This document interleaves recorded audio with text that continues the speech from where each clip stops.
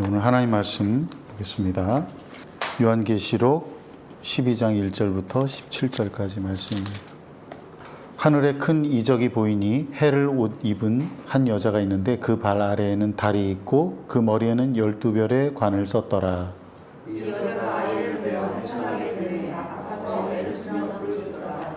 하늘에 또 다른 이적이 보이니 보라 한 큰 붉은 용이 있어 머리가 7이요 뿔이 10이라. 그 여러 머리에 7 왕관이 있는데 그 꼬리가 하늘의 별 3분의 1을 끌어다가 땅에 던지더라. 용이 해산하는 여자 앞에서 그가 해산하면 그 아이를 삼키고자 하더니 여자가 아들을 낳으니 이는 장차 철장으로 만국을 다스릴 남자라. 그 아이를 하나님 앞과 그 보좌 앞으로 올려가더라. 그 여자가 과거로 도망하니 거기서 1260일 동안 그를 양육하기 위하여 하나님께서 예비하신 곳이 있더라. 하늘에 전쟁이 있으니 미가엘과 그의 사자들이 용과 더불어 싸울세. 용과 그의 사자들도 싸우나 이기지 못하여 다시 하늘에서 그들이 있을 곳을 얻지 못한지라. 큰 용이 내쫓기니 옛 뱀 곧 마귀라고도 하고 사탄이라고도 하며 온 천하를 꿰는 자라. 그가 땅으로 내쫓기니 그의 사자들도 그와 함께 내쫓기니라. 내가 또 들으니 하늘에 큰 음성이 있어 이르되 이제 내 하나님의 권과 능력과 나라와 또 그의 그리스도의 권세가 나타났으니 우리 형제들을 청소하던 자 곧 우리 하나님 앞에서 밤낮 청소하던 자가 쫓겨났고 또 우리 형제들이 어린 양의 피와 자기들이 증언하는 말씀으로써 그를 이겼으니 그들은 죽기까지 자기들의 생명을 아끼지 아니하였도다. 그러므로 하늘과 그 가운데 거하는 자들은 즐거워하라. 그러나 땅과 바다는 화 있을진저 이는 마귀가 자기의 때가 얼마 남지 않은 줄을 알므로 크게 분내어 너희에게 내려왔습니다 하라. 용이 자기가 땅으로 내쫓긴 것을 보고 남자를 낳은 여자를 박해하는지라.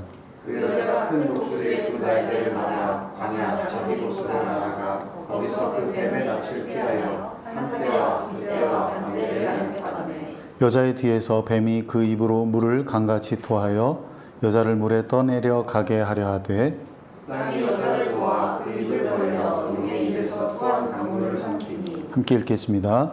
용이 여자에게 분노하여 돌아가서 그 여자의 남은 자손 곧 하나님의 계명을 지키며 예수의 증거를 가진 자들과 더불어 싸우려고 바다 모래 위에 서 있더라. 아멘.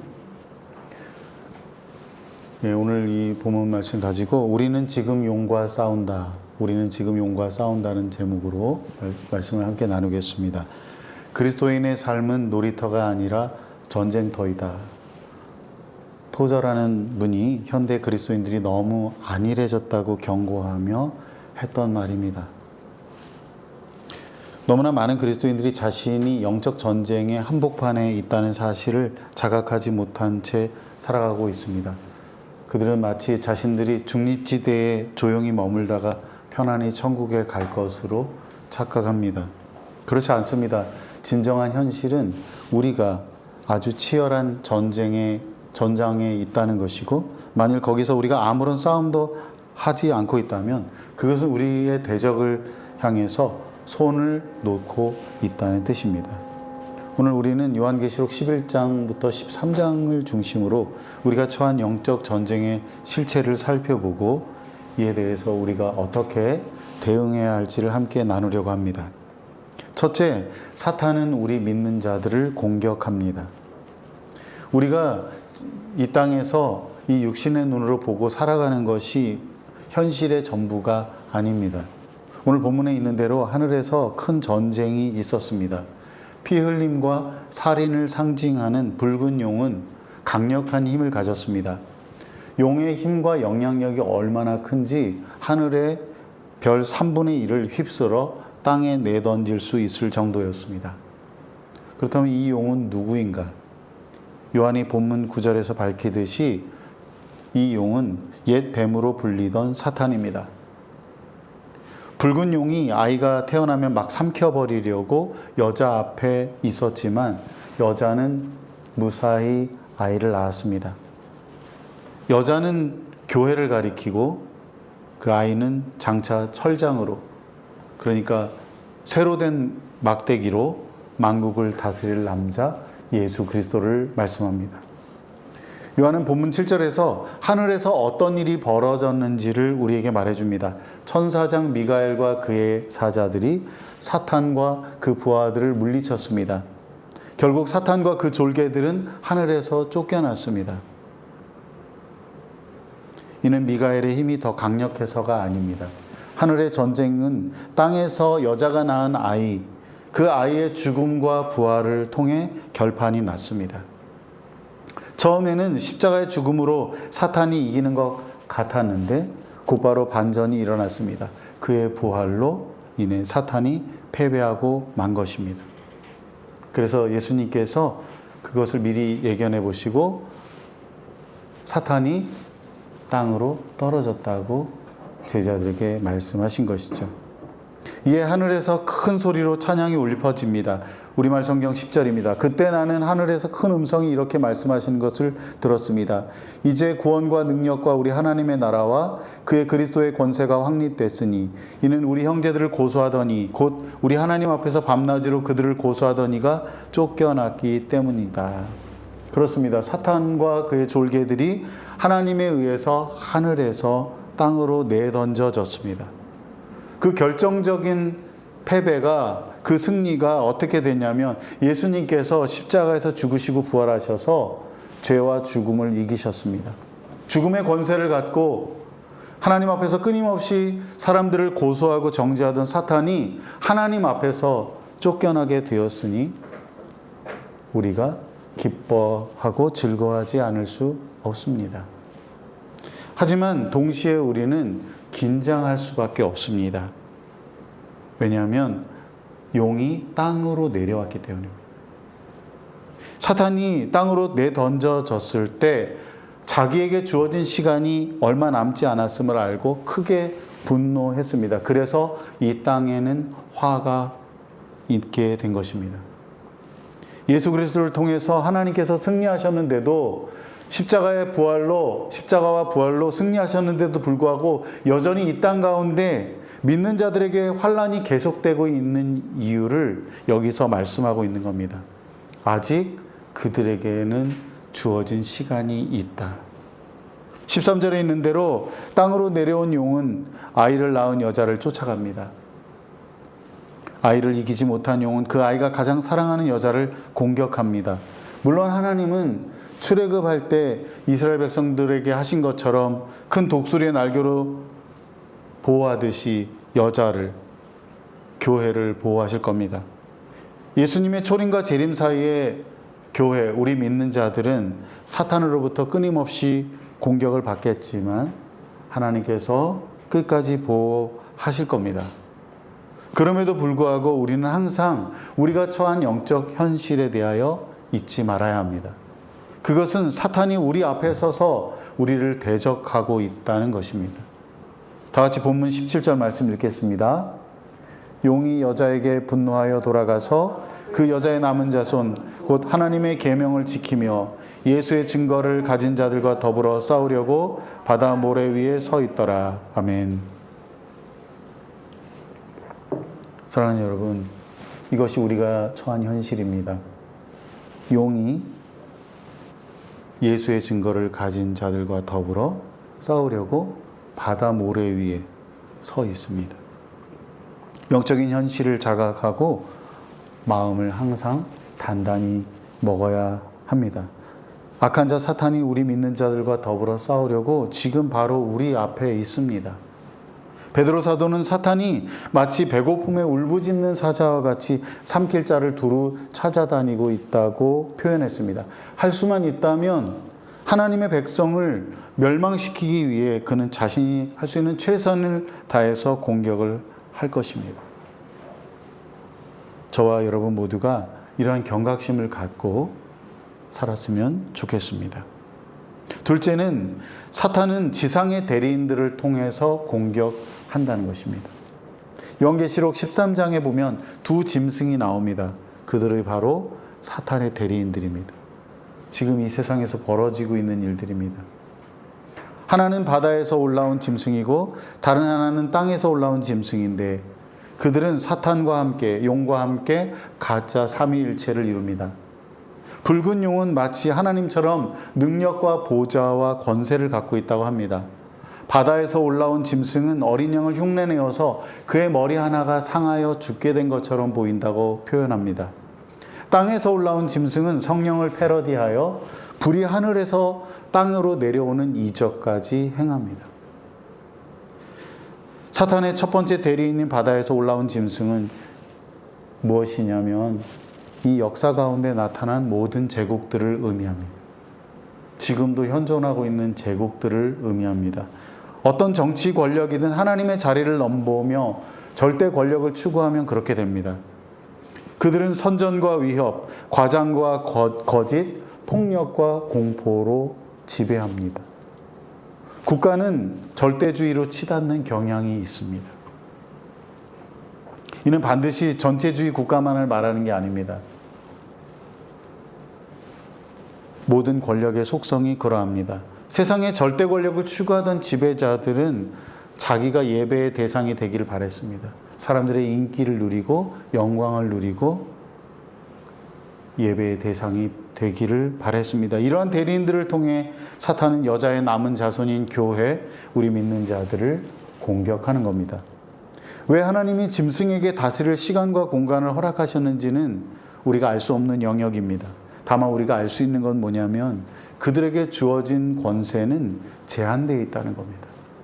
죽임당한 어린 양의 생명책에 그 이름이 기록되지 못한 사람들은, 다시 말해서 예수 믿지 않는 사람들은 그 짐승을 경배할 것입니다. 이 땅에 사는 자들은 어린 양 대신 그 짐승을 경배할 것입니다. 하지만 우리 믿는 자들은 어린 양의 피로 구원받았기에 그 짐승이 하나님의 이름과 성도들을 악의적으로 비방하고 온갖 방법으로 공격하는 것을 맞서 싸워야 합니다. 인내와 믿음으로 싸워 이겨야만 합니다. 사탄의 두 번째 대리인은 바로 땅에서 올라온 짐승입니다. 이 짐승은 기사와 이적으로 속이는 자입니다. 첫째 짐승이 정치적이라면, 제국이라면 둘째 짐승은 종교적입니다. 혹은 문화와 경제적인 힘을 갖고 있는 것들입니다. 둘째 짐승은 첫째 짐승을 위해 우상을 만들라고 요구합니다. 둘째 짐승은 우상에 생기를 넣어줌으로 말을 하기도 합니다. 사탄의 모든 역사가 그렇듯이 뭔가 자신들이 진정한 권세와 영광, 능력이 있는 것처럼 위장합니다.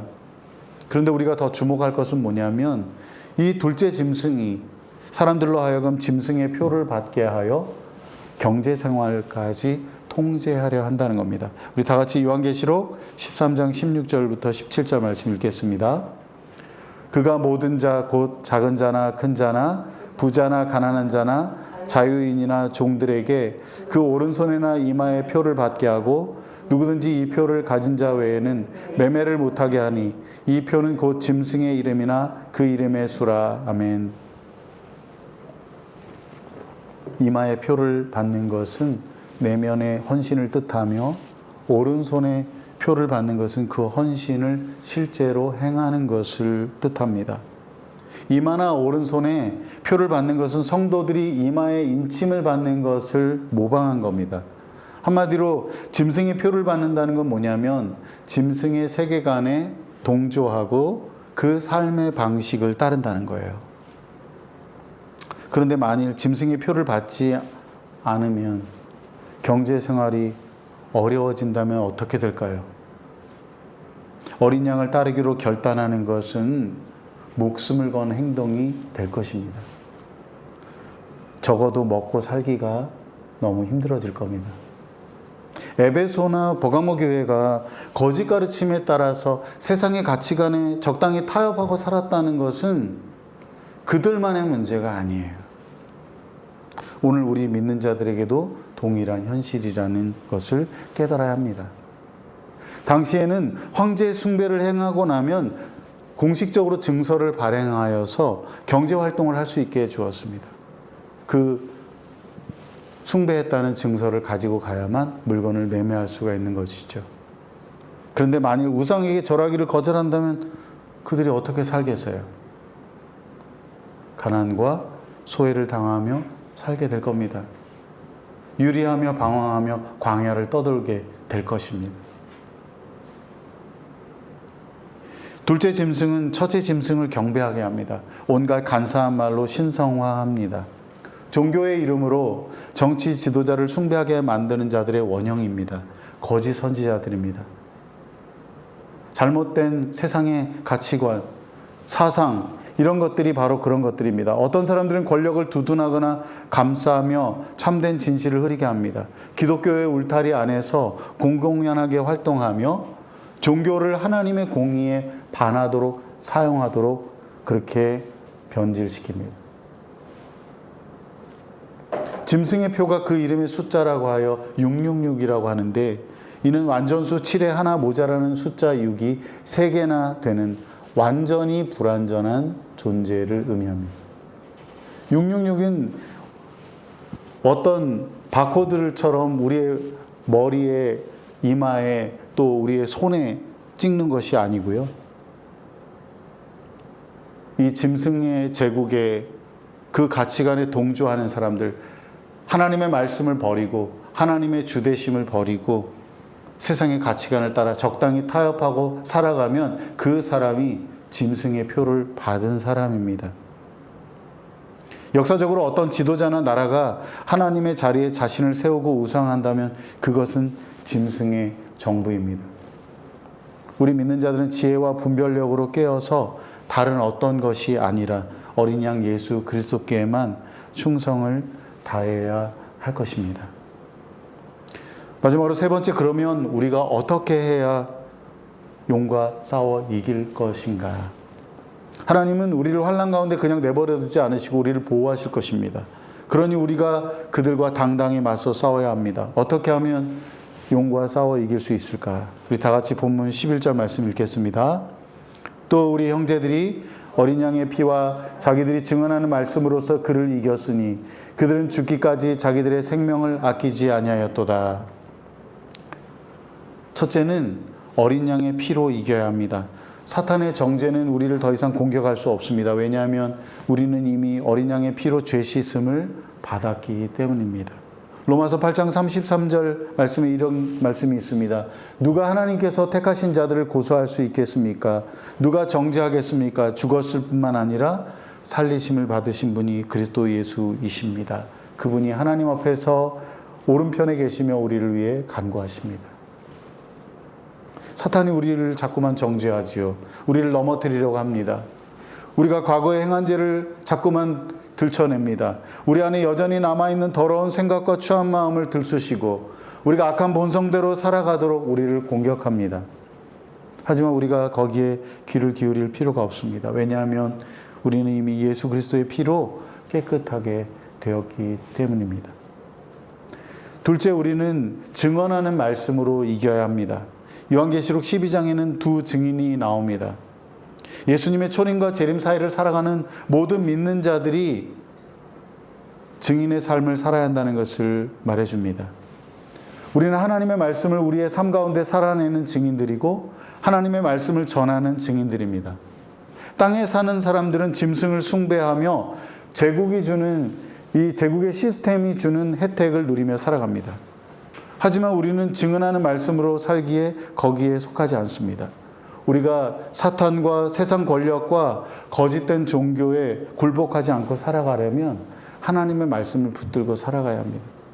아무리 세상의 문화가, 세상의 가치관이 우리를 잘못된 길로 벗어나게 하려고 하지만 우리는 끝까지 말씀을 붙들고 승리해야 합니다. 사탄이 온갖 속임수와 거짓 가르침으로 우리를 파멸로 이끌려고 하겠지만 우리가 어떤 사람입니까? 하나님의 계명을 지키며 예수의 증거를 가진 사람들이기에 우리가 살아내고 우리가 전하는 그 말씀으로 이겨내야 하겠습니다. 셋째는 생명을 아끼지 않음으로 이겨내야 합니다. 어린 양을 따르는 형제 자매들이 가장 사랑했던 것은 자신의 생명이 아니라 자기를 구원하신 어린 양이었습니다. 요한계시록 11장에 나오는 두 증인이 말씀을 전하다가 죽임을 당합니다. 그들의 시신조차 저주받아서 넓은 거리에 버려지게 되죠. 그때 땅에 사는 자들이, 짐승을 숭배하는 자들이 하나님을 믿지 않고 영원한 저주 가운데 놓일 자들이 모두 기뻐합니다. 얼마나 기쁜지 절기처럼 즐기면서 그들이 선물을 주고 받기까지 합니다. 왜 그렇게 즐거워했을까요? 그동안 증인들의 그 신실한 삶과 말씀 사역으로 인해서 자기들의 양심의 괴로움을 받았기 때문이거든요. 없어졌잖아요. 그래서 너무 기쁜 거예요. 하지만 그게 끝이 아니었습니다. 하나님의 영이 두 증인에게 들어가 그들이 다시 살아나고 하늘로 이끌려 올라갑니다. 하나님께서 두 증인을 하늘에 올려 그들의 충성됨에 대하여 보상하십니다. 그리고 남아있는 자들, 땅에 속한 자들은 모두 하나님의 큰 심판을 받게 됩니다. 우리는 우리의 생명을 아끼지 않으므로 용과 싸워 이겨야만 합니다. C.S. 루이스는 순전한 기독교에서 이런 말을 했습니다. 우리가 날마다 내리는 작은 결정이 한없이 중요하다. 오늘의 소소한 선행으로 적의 전략적 거점을 점령해 거기서 당신은 몇 달 후면 여태 꿈꾸지 못했던 승리를 향해 진격할 수 있다. 반면에 오늘 사소해 보이는 정욕이나 분노에 빠지면 능선이나 철도나 교두보를 잃어 거기서 적이 다른 방법으로는 불가능했을 공격을 개시할 수 있다. 사랑하는 여러분, 우리가 영적 전쟁을 치르고 있습니다. 용이 우리 눈앞에 있습니다. 두루 다니며 삼킬 자를 찾고 있습니다. 두 짐승을 통해서 이 세상의 제국과 그 제국 안에 있는 시스템, 종교적인 것이든 문화적인 것이든 그러한 세상의 가치관을 통해서 우리를 공격하고 있습니다. 오늘 하루하루 우리의 작은 선택과 결정이 승리를 향한 발걸음이 될 수도 있고 아니면 적을 더 이롭게 하고 우리를 위태롭게 하는 큰 실수가 될 수도 있습니다. 우리 모두가 어린 양의 피를 힘입어서 신실한 말씀의 증언자로서 생명을 아끼지 않고 싸워 이길 수 있기를 바랍니다. 말씀을 뵙습니다. 사탄은 자기의 때가 얼마 남지 않음을 잘 알고 있습니다. 그래서 이 땅에서 여자의 남은 자손인 교회, 우리 믿는 자들을 대적하고 있습니다. 우리는 지금 용과 싸우고 있습니다. 사탄은 세상의 통치자들과 거짓 선지자들을 통해서 우리를 공격하고 있습니다. 온갖 위협과 폭력, 경제적인 압력과 속임수로 우리를 무너뜨리려 하고 있습니다. 우리 모두가 어린 양의 피를 힘입어 싸워 승리하기를 바랍니다. 오직 하나님의 말씀에 붙들려 그 말씀을 살아내고 전하면서 이겨내기를 바랍니다. 심지어는 우리 생명을 아끼지 않고 싸워서 승리할 수 있길 바랍니다. 우리는 지금 놀이터에 있는 게 아니라 전쟁터에 있습니다. 우리는 지금 용과 싸우고 있습니다. 다 같이 기도하겠습니다.